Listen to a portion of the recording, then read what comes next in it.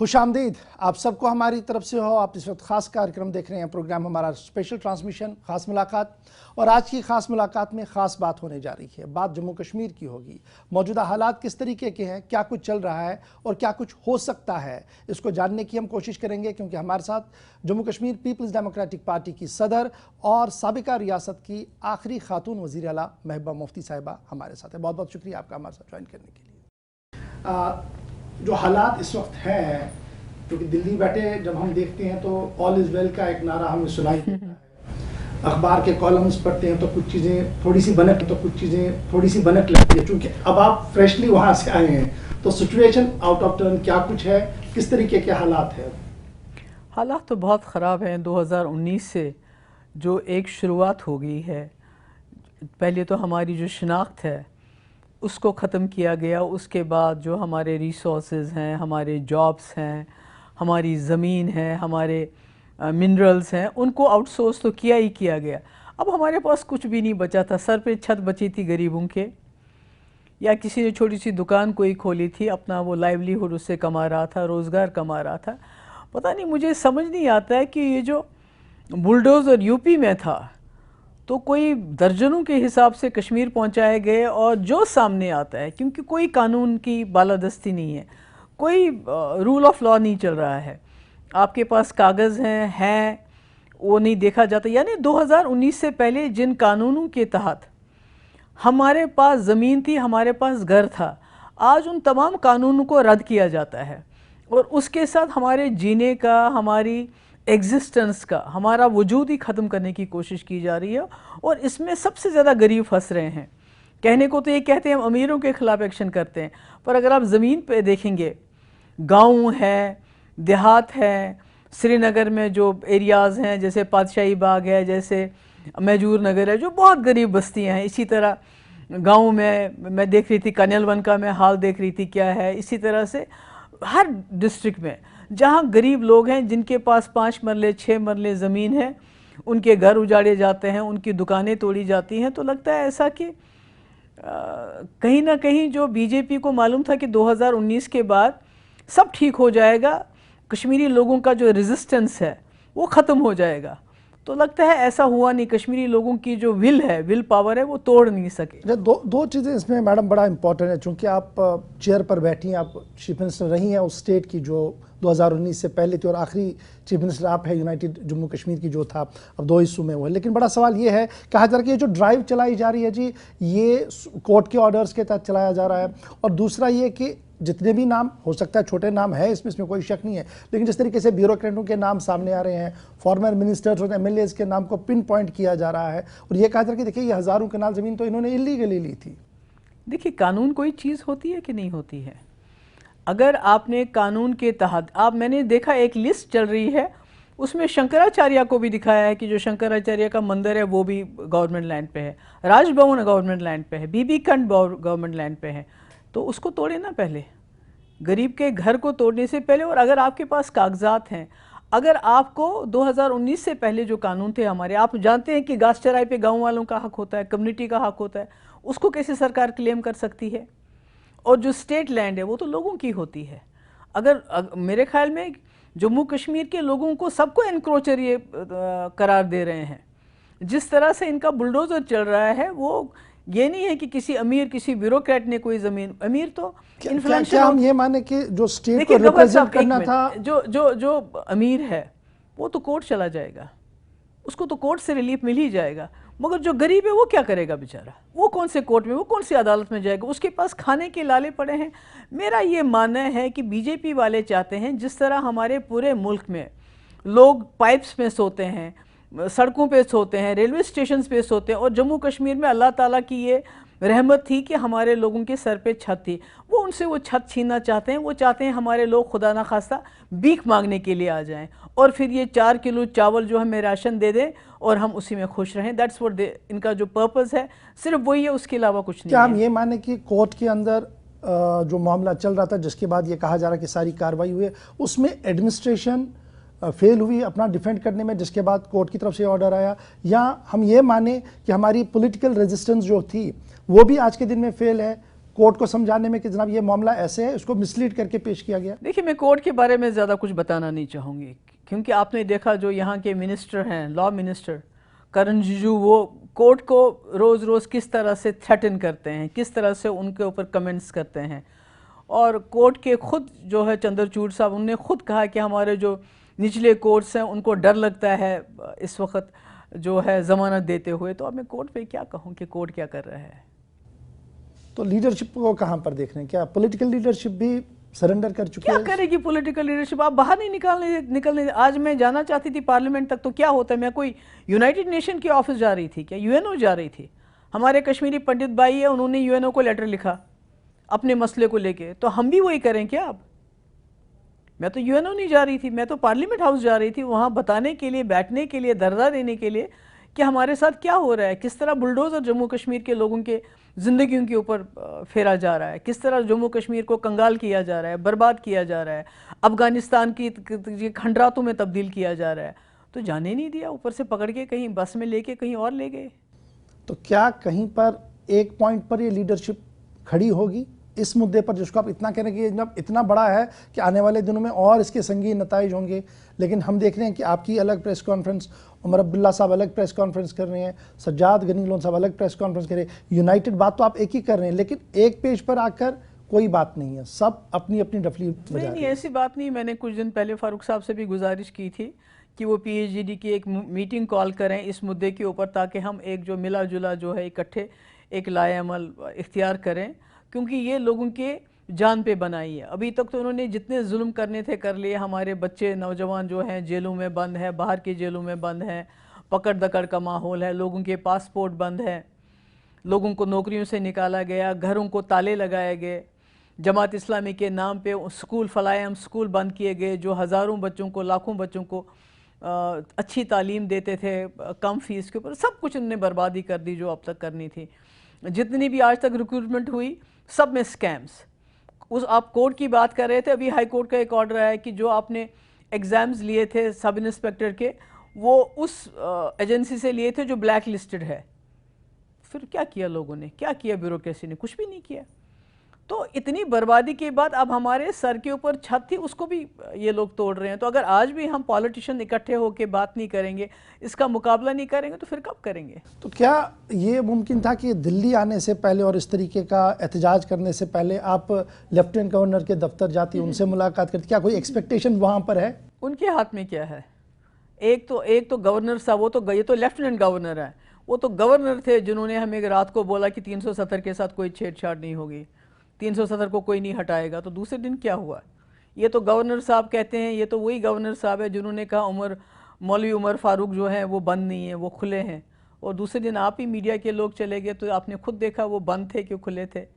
इन्होंने कहा था 4 मरले वाले को छेड़ा नहीं जाएगा, तो अब तो 4 मरले वाले ही चीख रहे हैं। आप रोज़ वीडियोस देखते होंगे किस तरह गरीब लोग चीख रहे हैं, चिल्ला रहे हैं। आपने देखा पातशाही बाग में वो औरतें कैसे रो रही हैं, महजूर नगर में कैसे रो रहे हैं लोग, कन्यलवन में कैसे लोग रो रहे हैं। तो ये तो हुक्मनामा यहाँ से। क्या मैं ये मानूं कि दिल्ली आने का मकसद ये है कि महबूबा मुफ्ती साहिबा को आज भी ये यकीन है कि दिल्ली से किसी मसले का हल हो सकता है, स्पेशली इस बर्निंग इशू का जो भी जम्मू कश्मीर के अंदर? यूनाइटेड नेशन तो जा नहीं सकते हम, अभी तो उम्मीद अपने मुल्क से ही है ना। और दूसरी मैं ऑप्शन जिंदा है कि आप यूएन को भी खत लिख सकते हैं। मैं दिल्ली एक मकसद के लिए आई थी। मेरी एक पर्सनल एक फैमिली मेंबर जो है उनकी तबीयत ख़राब थी, उसको लेके यहाँ आई थी। तो जब यहाँ आए तो देखा पीछे तो और भी ज़्यादा इन्होंने बर्बादी मचा रखी है जम्मू कश्मीर में। लोगों की कोई सुनवाई नहीं हो रही है, कागज़ दिखाना चाहते हैं लोग, कोई नोटिस नहीं दे रहे हैं, कुछ नहीं दे रहे हैं। कम से कम नोटिस तो दो, बेचारे अपने घर के बर्तन शर्तन तो जमा करें, कुछ भी नहीं, ऐसे ही बुलडोज़र चलाते हैं। तो इसलिए मैंने सोचा चूँकि मैं यहाँ पर हूँ, अब कहाँ जाएं? पार्लियामेंट हाउस तक जा सकते हैं, वहाँ आप अपनी बात रख सकते हैं। तो वही कोशिश की मैंने, एक छोटी सी कोशिश थी। महबूबा मुफ्ती साहिबा, आप लगातार ये इल्ज़ाम लगा रही है कि मौजूदा हुकूमत सिस्टम जो है वो जी बात करने की किसी को इजाज़त नहीं दे रही है, नौजवान डर रहे हैं, वो खौफ के मारे किसी तरीके से अब खामोशी बैठे हैं, और ये खामोशी भी एक रेजिस्टेंस है। और ये इल्ज़ाम आप पर भी है कि जब आप भी दौरे इक़्तिदार में थे तब भी नौजवानों की गिरफ्तारियां हो रही थी, हज़ारों के लोगों में PSA तब भी लगे थे। नहीं, हज़ारों की, यही तो मेरा वो तो मुझ पे इल्ज़ाम है बीजेपी का कि ये बड़ी लीनियंट थी। हज़ारों की तादाद में लोग आ रहे थे, पुलिस स्टेशन जलाए, पत्थर मारे, हमले किए, मगर बहुत कम लोगों के खिलाफ मैंने PSA लगाया। बल्कि मैंने तो 12,000 नौजवानों को रिहा किया, 12,000 नौजवानों की FIR वापस लिए। मेरा ऊपर तो इल्ज़ाम यही है कि महबूबा मुफ्ती ने बड़ी नरमी की, जमात इस्लामियों को जेल में नहीं डाला, नौजवानों के खिलाफ PSA नहीं लगाया। तो ये तो इल्ज़ाम है मेरे ऊपर। आप पर तो ये भी इल्ज़ाम है कि जो कुछ आज हो रहा है इसके पीछे वो अलायंस है, PDP BJP का अलायंस, जिसने ये रास्ता यहाँ पर खोल दिया जम्मू कश्मीर के अंदर। PDP BJP अलायंस ने तो हमने तो बचाने की कोशिश की थी, इसी चीज़ से बचाने की कोशिश की थी हमने जम्मू कश्मीर को। हमें मालूम था कि जो BJP है इनके पास 25, 26, 27 मेंबर है, इनके पास एक बहुत बड़ा नंबर है सीट का, ये किसी के साथ भी मिलके यहाँ उद्यम मचाएंगे। तो हमने इनका हाथ रोकने के लिए इनके साथ हाथ मिलाया था और हमने 3 साल तक इनके एजेंडा ऑफ अलायंस पे इनके दस्तखत करवाए कि हम 370 को नहीं छेड़ेंगे, और हमने छेड़ने भी नहीं दिया इनको। ये तो हमारी सरकार टूट गई, बाद में जो इनके दिल में आया वो कर लिया। अब क्या करेंगे, इनके पास ब्रूट मेजॉरिटी है। जम्मू कश्मीर में भी लोगों ने इनको तकरीबन बहुत सीटें दी। जम्मू में तकरीबन सजाद साहब की 2, अपनी 25 और एक इंडिपेंडेंट 28 सीटें इनके पास भी थी। तो आप कैसे रोक सकते थे इनको सरकार बनाने से? मगर अब मकसद ये था कि सरकार इस तरह इनके साथ बनाई जाए ताकि ये 370 के साथ छेड़छाड़ ना करे। उसमें तो हम कामयाब हो गए 3 साल, हमने तो छेड़खानी करने नहीं दी। अब इनके पास 2019 में ब्रूट मेजॉरिटी आई, इन्होंने अपनी ब्रूट मेजॉरिटी का गलत इस्तेमाल किया, नाजायज़ इस्तेमाल किया। क्योंकि देखिए, आप 370 नहीं हटा सकते, ये सुप्रीम कोर्ट की रूलिंग भी है जिसको इन्होंने दरकिनार किया। ये तो इन्होंने तो हिंदुस्तान का कॉन्स्टिट्यूशन ही बुलडोज किया। महबूबा जी, बड़ा इंपॉर्टेंट है, जब आप 370 की बात करें तो आपकी ही तकरीरें ऐसी हैं जो ये इस बात का इशारा दे रही है कि जनाब 370 का मामला तो सुप्रीम कोर्ट में है, लेकिन आपकी जमात उसको वापस लेकर आएगी। क्या रास्ता है आपके पास? जब आपका अभी थोड़ी देर पहले आप कह रहे हैं कि अदालतें जिस तरीके से चल रही हैं उस पर भी डाउट है, पॉलिटिकल सिस्टम जिस तरीके का है उस पर भी सवाल है कि शायद इस तरीके का माहौल ही ना बन पाए, तो क्या फॉर्मूला है, कौन सा रास्ता है? स्ट्रगल। यही जो आज हुआ। गांधी जी के पास क्या था, कौन सा रास्ता था? जब मुल्कों में जब प्रॉब्लम्स क्रिएट होती हैं तो आप अपने मसलों का हल कैसे निकालते हैं? ये जो हमारे जो किसान थे उन्होंने कैसे अपने मसले का हल निकाला? एक डेमोक्रेटिक सिस्टम में तो आपके पास हथियार होता है, डेमोक्रेटिक हथियार होते हैं जिनको आप इस्तेमाल कर सकते हैं। उसमें स्ट्रगल है, उसमें रिजॉल्व है, उसमें रेजिस्टेंस है कि आपको एग्जिस्ट करने के लिए रेजिस्ट करना पड़ेगा। जो मैं देखती हूँ कश्मीर के लोग, हो सकता है फ़ैरन पहन के हो, उनके हाथ अंदर हो, खामोश हो, मगर फिर भी उन्होंने BJP को टेंटर हुक्स पे रखा हुआ है। डर लगता है इनको, पता नहीं आज क्या करेगा कश्मीरी, इसलिए उसको कभी उसका घर तोड़ो, कभी उसकी दुकान तोड़ो, कभी उसकी नौकरी से निकालो, कभी उसको जेल में डाल दो। तो ये करते रहते हैं उसको उलझा के रखने के लिए, क्योंकि इनको डर है कि कश्मीरी जो है वो नाखुश है, वो खामोश तो है पर खुदा ना खास्ता मरा हुआ नहीं है। क्या जम्मू कश्मीर की लीडरशिप इस बात से मुत्तफिक है कि हमने जो एक लंबा स्ट्रगल करना है? क्या आपको ऐसे आसार दिख रहे हैं एज ए पॉलिटिकल? मैं तो तैयार हूँ। Resolution of Kashmir top priority, क्योंकि जब तक आप कश्मीर के इशू को रिजॉल्व नहीं करेंगे तब तक ये जो हम मुसीबत में बैठे हुए हैं, जो मुसीबत में लगे हुए हैं हम लोग, ये जो खून खराबा हो रहा है, ये जो हमारी बर्बादी हो रही है, तबाही हो रही है, ये तब तक ऐसी चलती रहेगी। इसको रोकने के लिए और रेजोल्यूशन ऑफ कश्मीर का मतलब BJP को बाहर रखना नहीं, वो BJP को क्या बाहर रखना? आपको जम्मू कश्मीर के मसले के लिए तो आपको हमसाये से भी बात करनी पड़ेगी, तो BJP को कैसे बाहर रखेंगे आप? You will have to talk to your neighbours. और BJP को ये पता होना चाहिए कि डंडे से और बंदूक के बलबूते पे कुछ नहीं होता है। यहाँ तो जो बांग्लादेश में, ईस्ट पाकिस्तान में, पाकिस्तान ने तरीक़ेकार अपनाया था। बांग्लादेश के लोगों का उनका तो मजहब भी मिलता था पाकिस्तान के साथ, मुसलमान थे सब। तो फिर क्या हुआ? उनका जो हमसाया हमारा मुल्क हिंदुस्तान, उसने उसका फ़ायदा उठाया और अलग कर दिया। तो ये तो ऐसे तो आप किसी को ज़बरदस्ती तो नहीं आप उसको गुलाम बना सकते हैं। क्या आपको लग रहा है कि थर्ड फोर्स और भी कहीं से है जो? चाइना को खुद इन्होंने इन्वॉल्व किया 370 हटाने के बाद। अभी हमारे गरीबों से 5 मरला ज़मीन छीन रहे हैं। चाइना ने तकरीबन 2000 स्क्वायर किलोमीटर ज़मीन पे हमारा कब्ज़ा किया। हमारी घास चराई उन्होंने आउट ऑफ बाउंड्स बनाई हमारे लिए। हमारे जो लद्दाख के लोग हैं उनके गाय बकरी वहाँ नहीं जा सकते हैं घास चरने के लिए, वो आउट ऑफ बाउंड्स कर दिया, उसको बफर जोन बना दिया है। उसकी तो बात नहीं करते हैं, मगर हमारे गरीब लोग जो हैं जम्मू में हैं, कश्मीर में हैं, बटंडी में हैं, सुंजवा में हैं, जहाँ भी हैं, उनको घरों से खदेड़ रहे अच्छा, हैं। ऐसा क्यों पॉलिटिकल लीडरशिप, चाहे आपकी ब्रीफिंग में देखी, उमर साहब की ब्रीफिंग देखी या किसी और का भी स्टेटमेंट, वो ये तासुर पैदा करते हैं कि जनाब एंटी मुस्लिम ड्राइव है सिर्फ, बिल्कुल रेस्ट कुछ नहीं है। बिल्कुल। जबकि सरकार लगातार ये कह रही है कि जनाब जो कुछ चल रहा है इसमें सब नाम है आप जी, देखिए सबके लिए ना, हो रहा आप है। अभी तक देखिए ना, सुंजवा में मुसलमान, बटंडी में मुसलमान, जो कॉम्प्लेक्सेस थे जो बनाए थे, बड़ी बड़ी दुकानें, मलिक मार्केट मुसलमान, कश्मीर में मुस्लिम। हम हिंदू के खिलाफ नहीं, खुदा ना खासा किसी मेरे हिंदू भाई का भी घर नहीं टूटना चाहिए, मगर ये जो बीजेपी का जो है ना, ये one nation one religion and one language, यानी एक ही मुल्क हो, एक ही मजहब और एक ही ज़बान हो, उसका ये हिस्सा है, वो जम्मू कश्मीर से शुरू करना चाहते हैं। जम्मू कश्मीर में जो मुस्लिम मेजॉरिटी स्टेट है उसको माइनॉरिटी में तब्दील करना चाहते हैं, वहीं से शुरू करना क्या चाहते ऐसा हैं। नहीं लग रहा कि पॉलिटिकल लीडरशिप ऐसा चाह रही है कि ये जो बड़े माफियाज है आप उनको कहीं ना कहीं बैक कर रहे हैं? सबसे बड़ा माफिया तो अडानी है, उसको पकड़े ना, जिसको 45,000 हेक्टेयर ज़मीन दी है 1 रुपए के भाव से, मूंगफली के भाव से दी है उसको। पहले उसको पकड़े ना, उसने तो पूरी दुनिया में हमें जलील करके रखा है, उसने तो सारे बैंक जो लूट के रखे हैं, पहले उसको पकड़े ना। उसके बाद ये जो छोटे छोटे 5 मरले 4 मरले 3 मरले ज़मीन वाले हैं, उनके घरों के पीछे जाएं, पहले अडानी को पकड़े ना। बुलडोजर कोई ऑप्शन है? Bulldozer there is no option. Omar साहब कह रहे हैं लास्ट ऑप्शन है। नहीं, मेरे ख्याल से तो ना लास्ट ऑप्शन है ना पहला ऑप्शन है। बुलडोजर दुश्मनों के मुल्क में चलाया जाता है, वो अपने घर में नहीं चलाया जाता, अपने घर वालों को कोई बुलडोजर करता है। अब रोशनी स्कीम है, वो असेंबली ने पास की है, उसके तहत लोगों ने ज़मीन ली हुई है।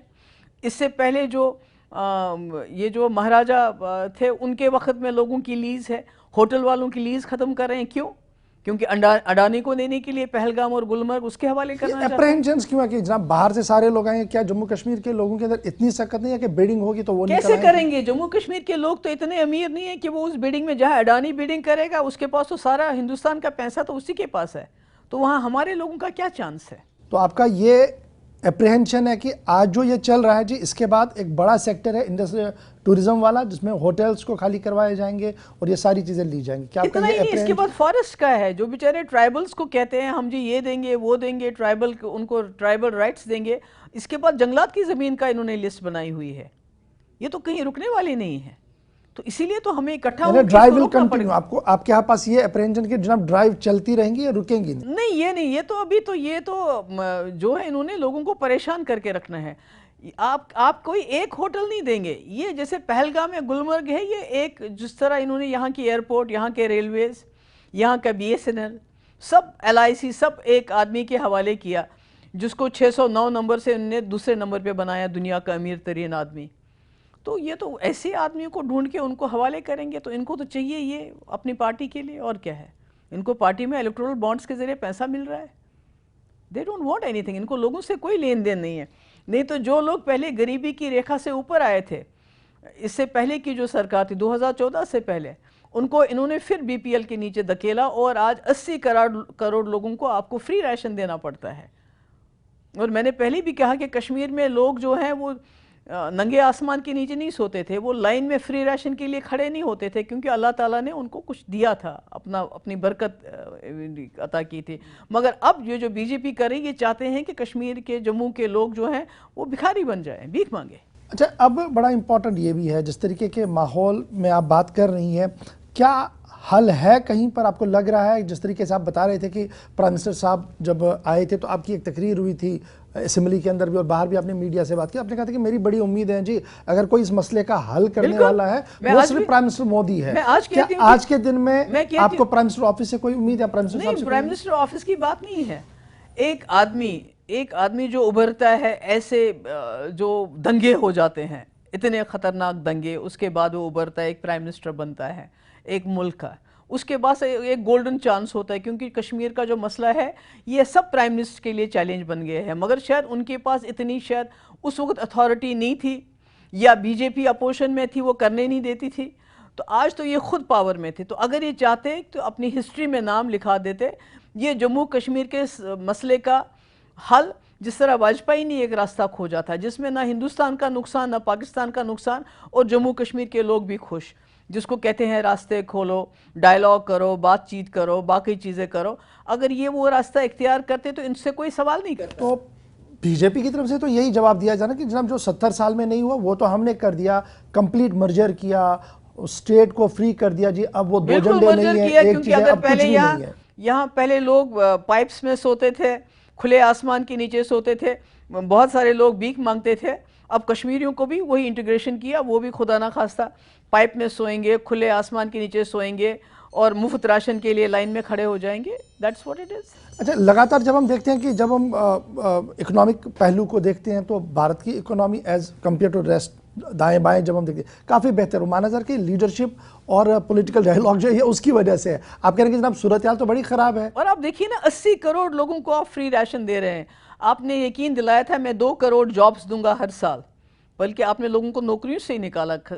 मतलब जॉब्स कम हो गई जब से ये सरकार आई है। आपने आर्मी में 15 साल आप नौकरी करता था इंसान, वो पूरी ज़िंदगी लगाता था कि मैं आर्मी में जाना, आज उसको 4 साल के अग्निवीर बना के आप उसको हथियार दे के सोसाइटी में डाल रहे हैं। कोई विजन ही नहीं इनके पास। देखिए, जवाहरलाल नेहरू के पास सबसे बड़ी चीज़ थी, विजन था, जिसके वजह आज हमारे पास एम्स हैं, हमारे पास एसेट्स हैं जो उन्होंने बनाए, जो आईटी वगैरह वगैरह, जिसको ये बेच रहे हैं। ये तो आज पूरा मुल्क बेच रहे हैं 2-3 लोगों के हाथ। माइनॉरिटीज़ की बात करें और फिर जम्मू के अंदर जो सिचुएशन उभर रही है कि नौजवान सड़क पर है एज़ कम्पेयर टू कश्मीर, हम देख रहे हैं कि वहाँ पर जो है बहुत ज़्यादा प्रोटेस्ट है। इन्हें आप कैसे देख रहे हैं? क्या ये एडमिनिस्ट्रेटिव मिसमैनेजमेंट है या पॉलिटिकल फेलियर है? देखिए, लोगों का दम घुट रहा है। जब आप किसी के सर के ऊपर से छत छीनेंगे, उसके बच्चों को, बीवी को नंगे आसमान के नीचे लाएंगे, तो क्या करेंगे लोग? उनके पास और क्या चारा है? नौकरी आप दे नहीं सकते, उसमें स्कैम्स होते हैं। इज्जत से आपने हमें जीने नहीं दिया, अब जो हमारे ऊपर छत है वो भी ले रहे हैं, तो नौजवान सड़क पे नहीं आएगा तो क्या करेगा? आप देखिए, जितनी भी रिक्रूटमेंट हुई है इस टाइम में, हर रिक्रूटमेंट में जो है वो घपला है।